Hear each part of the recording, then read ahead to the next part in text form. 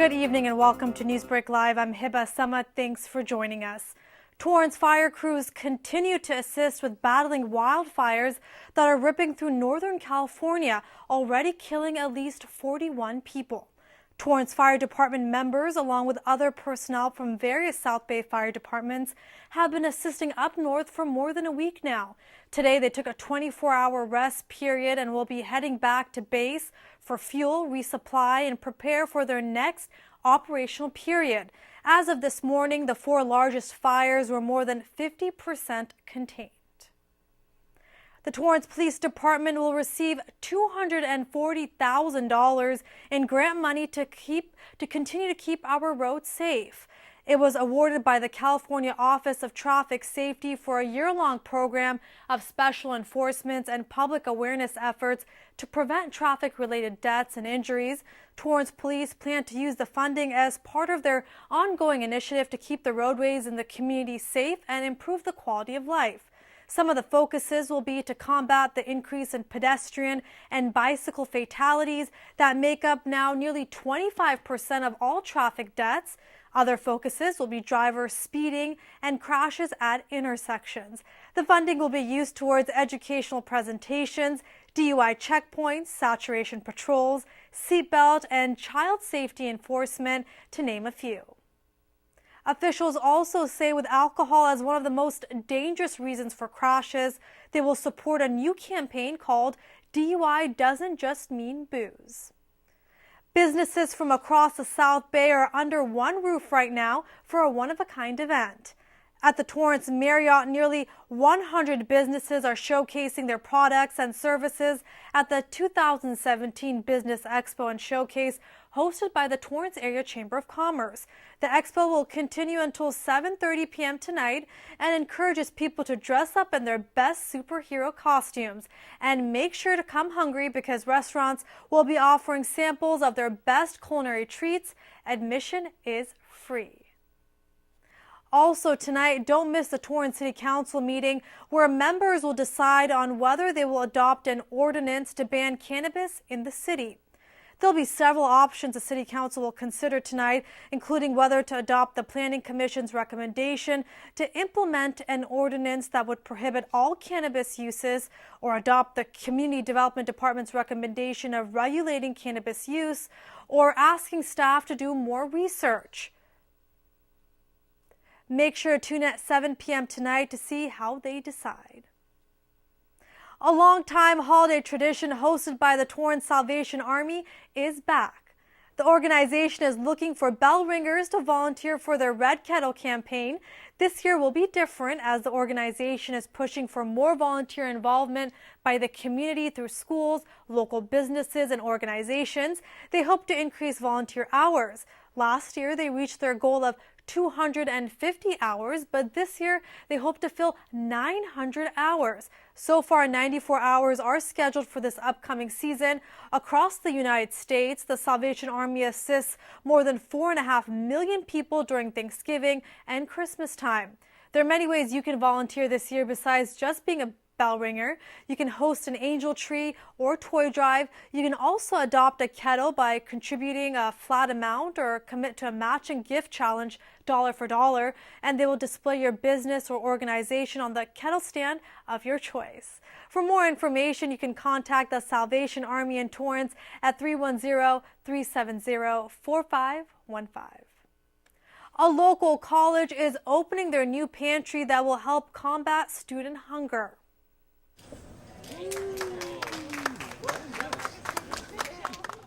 Camino College just celebrated the launch of its first ever food pantry yesterday.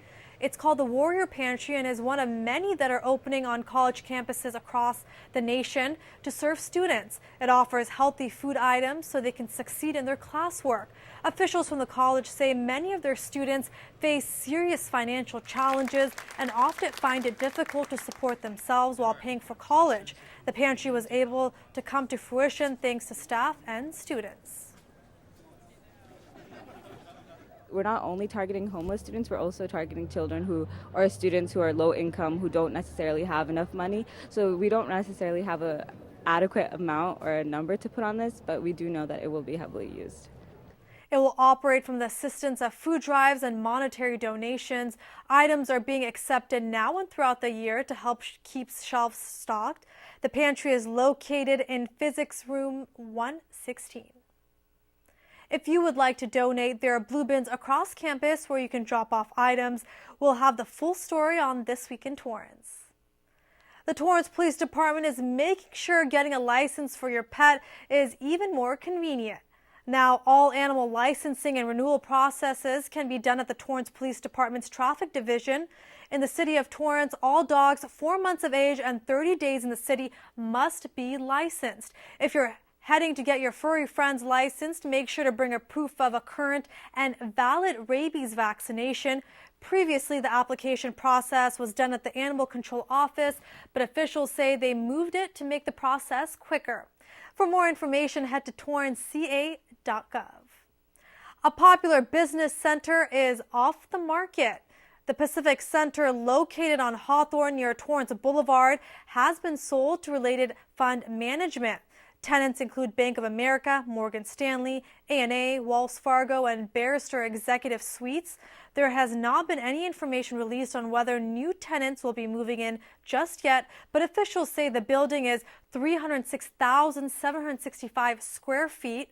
Related Fund Management is a subsidiary of Related Companies, which is one of the most prominent privately owned real estate firms in the United States. The center has 8 stories and is already 91% occupied. Get your appetite ready because today's a special day for pasta lovers. October 17th marks National Pasta Day, and that means many restaurants are offering deals. Olive Garden recently brought back their never-ending pasta bowl. For just $9.99, you can get unlimited servings of your favorite pasta dish, along with never-ending soup, salad, and breadsticks. On nationalpastaday.com, experts say that Thomas Jefferson introduced pasta to Americans after first tasting it in Naples, Italy. Don't forget, Torrance has many delicious Italian restaurants, including Bettolino Kitchen, Primo Italia, Scardino's, Elioda's V Firenze, and many more. Yorkshire Square Brewery is celebrating some new additions at their location. The team announced that they now have a CO2 and nitro draft system.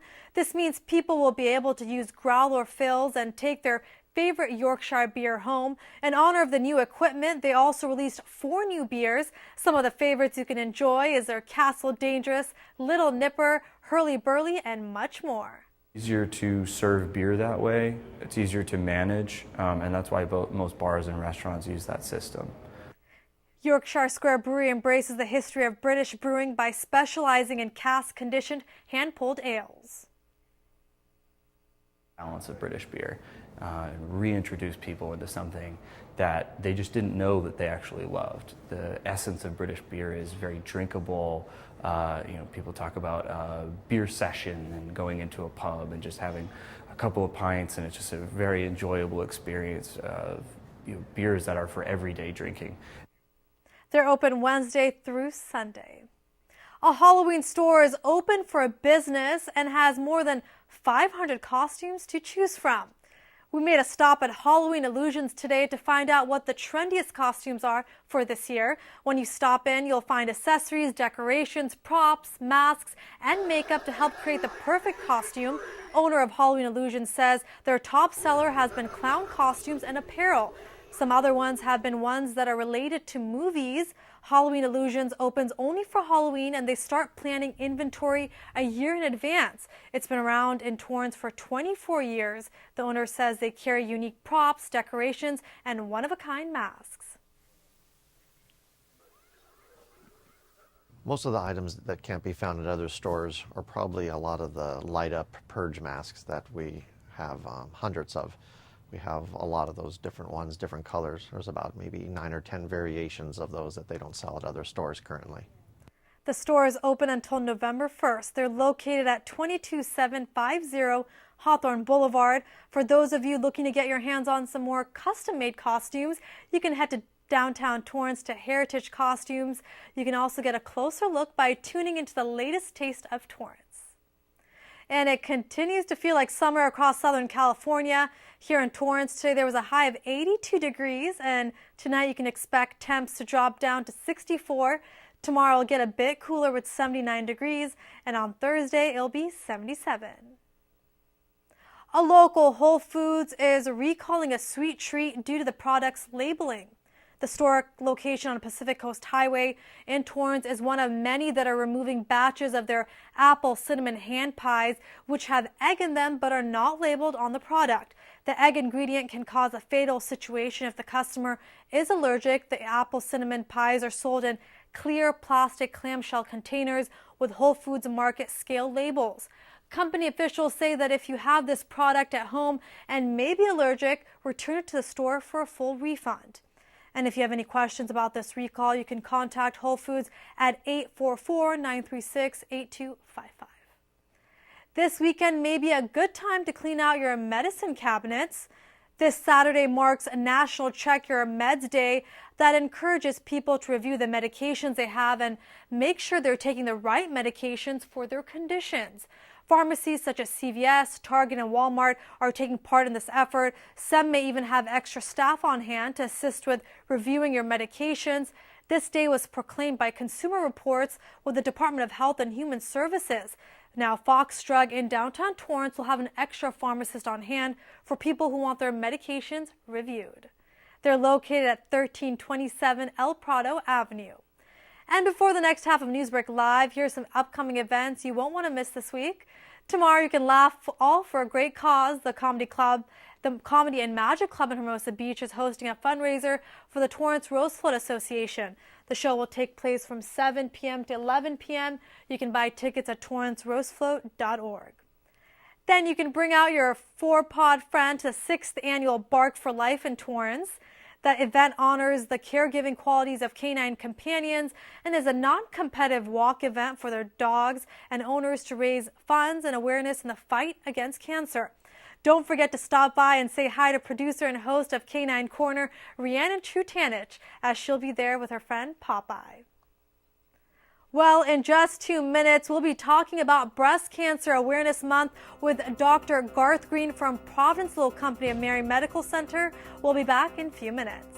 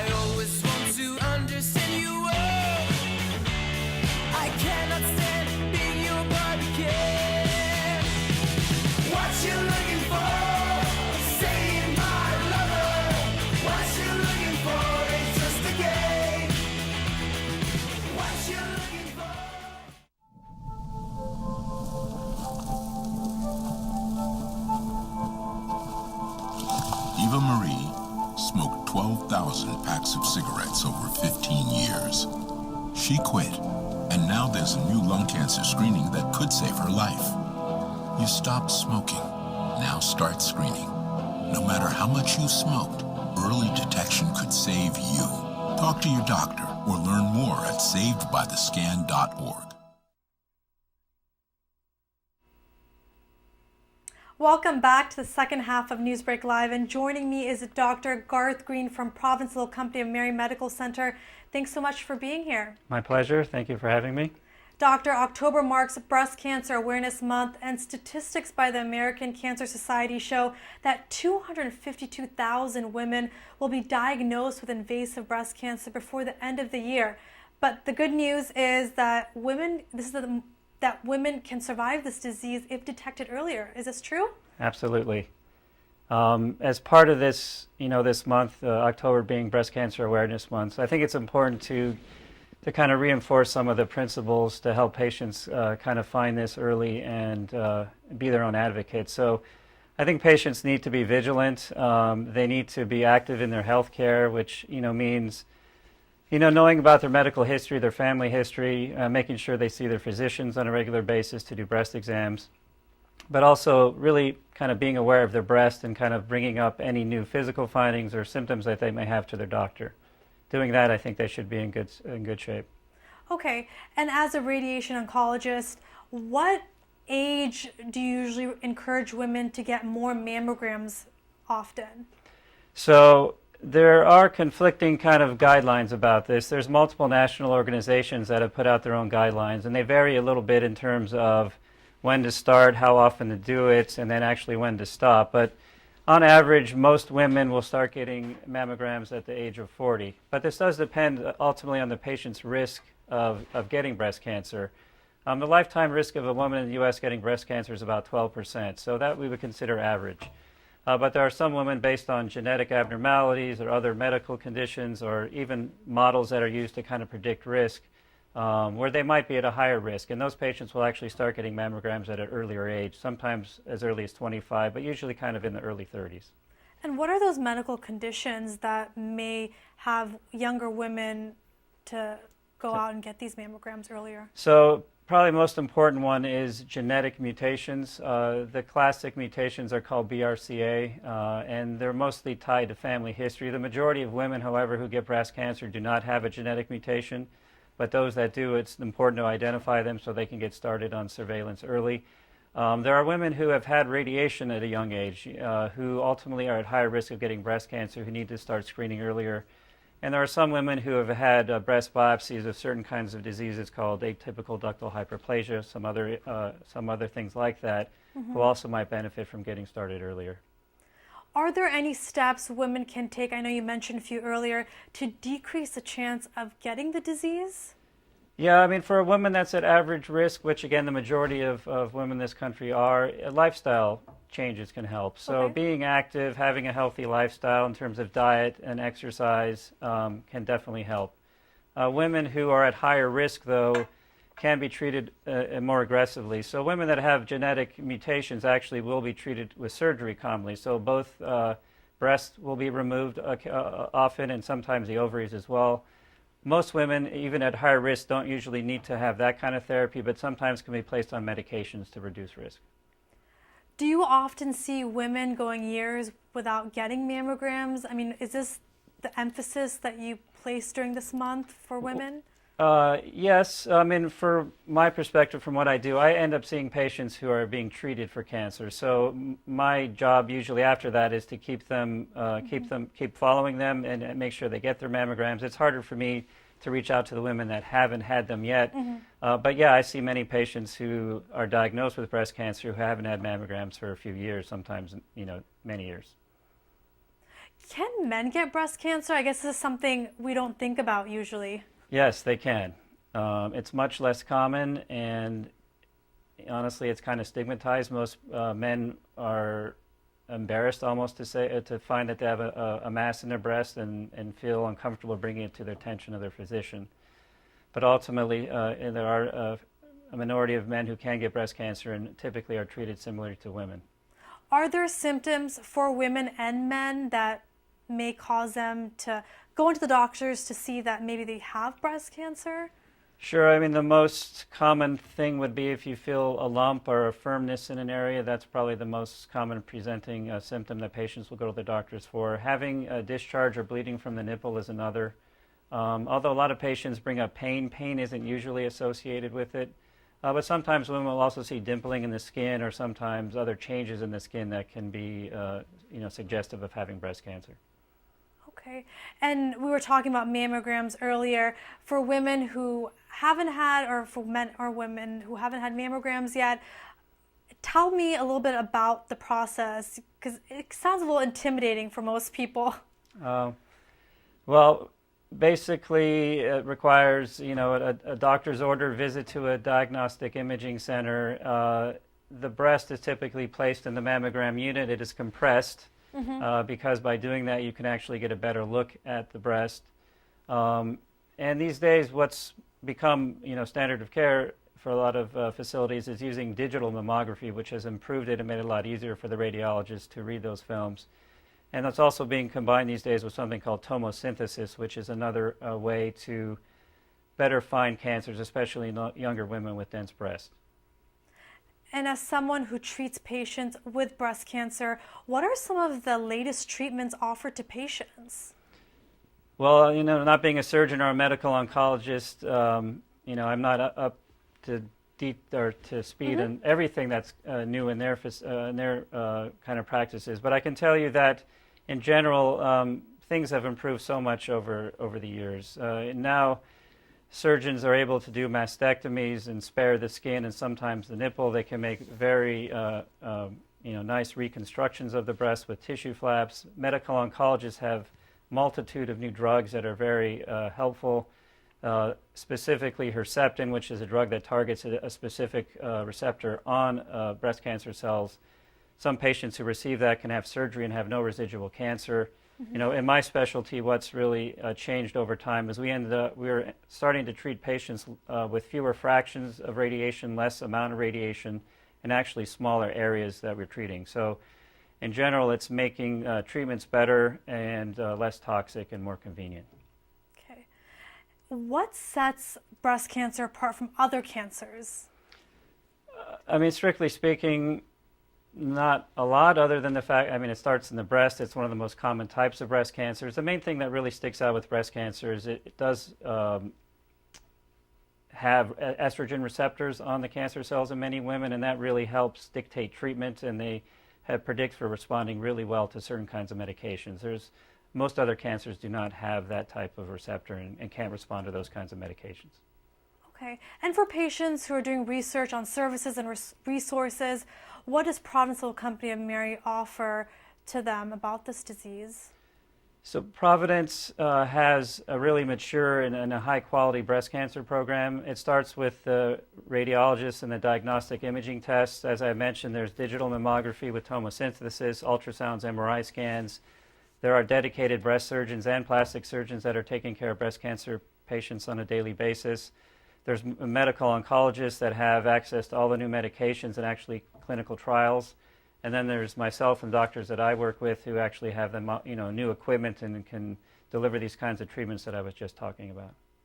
Okay. For women who have breast cancer right now and are going through treatment, what are some good ways they can stay positive and stay motivated during this time? A cancer diagnosis is difficult no matter what the primary is, and the key, in my opinion, is to really keep a normal routine, try to limit the disruption to your regular life. Being active, exercising can really be helpful. It can elevate mood. It can actually increase your energy.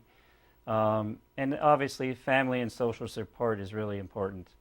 And we're lucky in this area for patients who really don't have good access to that. There's the Cancer Support Community in Redondo Beach has great programs, free group therapy, individual therapy, and other programs that are really helpful. So I would recommend that highly to anybody who is interested. And for viewers tuning in right now, October is Breast Cancer Awareness Month. Doctor, is there one step that you really encourage men and women to take to see if they are healthy and if they have breast cancer, especially since it's a topic that people might be scared to discuss with others? Sure. Again, I think it's really important people take care or take charge of their own health.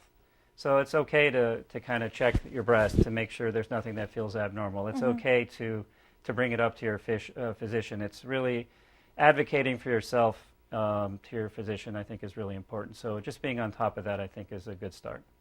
Okay, thank you so much for joining me. My pleasure. Well, that does it for Newsbreak Newsbreak Live. If you ever have news or video that you'd like to share, please email us at newsbreak@torranceca.gov. And don't forget to tune into the Torrance City Council meeting tonight. For Facebook and Twitter users, use hashtag Newsbreak Live. Have a great night.